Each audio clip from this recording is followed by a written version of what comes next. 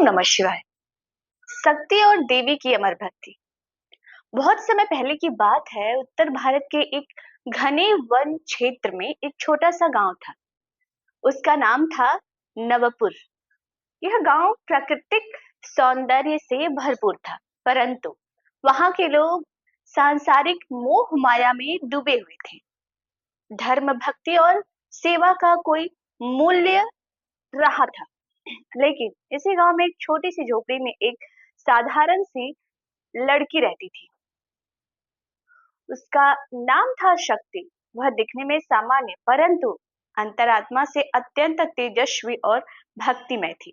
उसके जीवन का एक ही उद्देश्य था, भगवान शिव की भक्ति। शक्ति का पालन पोषण उसकी माँ देवी ने किया था। देवी स्वयं भी भगवान शिव के भक्त थे।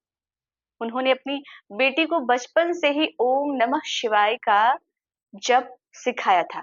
देवी हर सोमवार को व्रत रखती थी और शिव पुराण की कहानियां सुना करती थी और लोगों को सुनाया भी करती थी। शक्ति अपनी माँ से कहती, माँ, क्या कभी महादेव मुझे दर्शन देंगे? देवी मुस्कुराती, बेटी, अगर भक्ति सच्ची हो तो भोलेनाथ स्वयं अपने भक्त के पास आते हैं। अब भक्ति की शुरुआत कैसे हुई? शक्ति जब 8 वर्ष की हुई, तब से उसने भी अपनी माँ के साथ व्रत रखना शुरू कर दिया। वह प्रातः उठकर गंगा जल लाती, बेलपत्र तोड़ती और अपनी छोटी सी मिट्टी की शिवलिंग पर अभिषेक करती।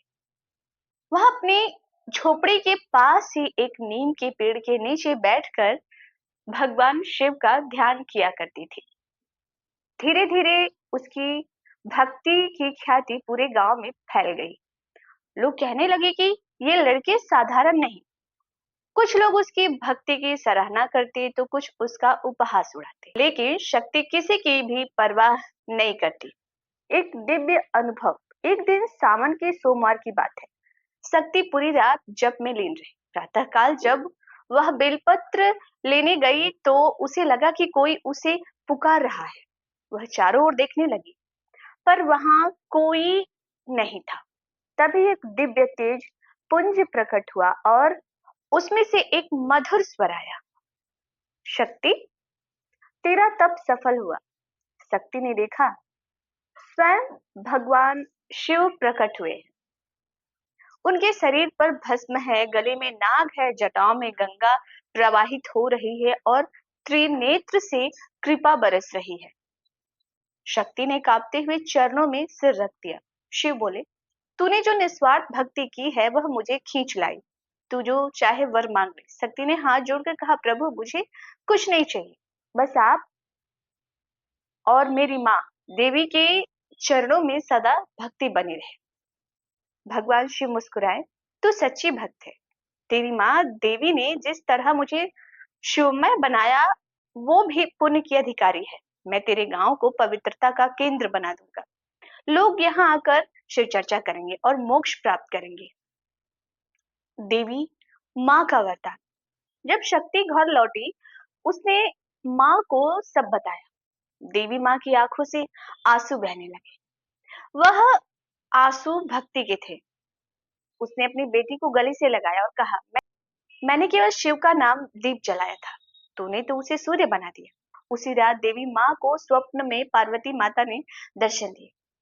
माता ने कहा, देवी, तुमने एक शिव भक्त को जन्म दिया है। वह इस युग की प्रेरणा बनेगी। तुम्हारा नाम भी अब देवी माता के रूप में पूजा जाएगा।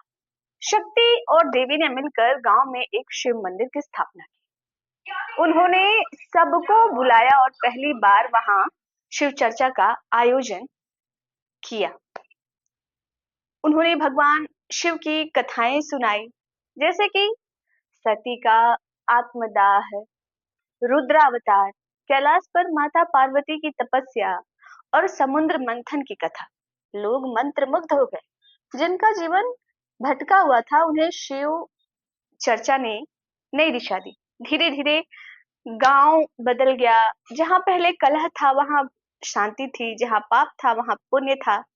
शक्ति ने शिव नाम का कीर्तन शुरू किया।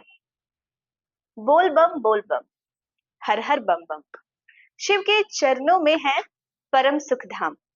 सभी मिलकर गाने लगे और शिव नाम की ध्वनि से पूरा गांव गूंज उठा।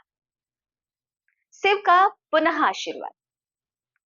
कुछ वर्षों के बाद जब शक्ति 25 वर्ष की हुई तो वह एक महान योगिनी बन चुकी थी।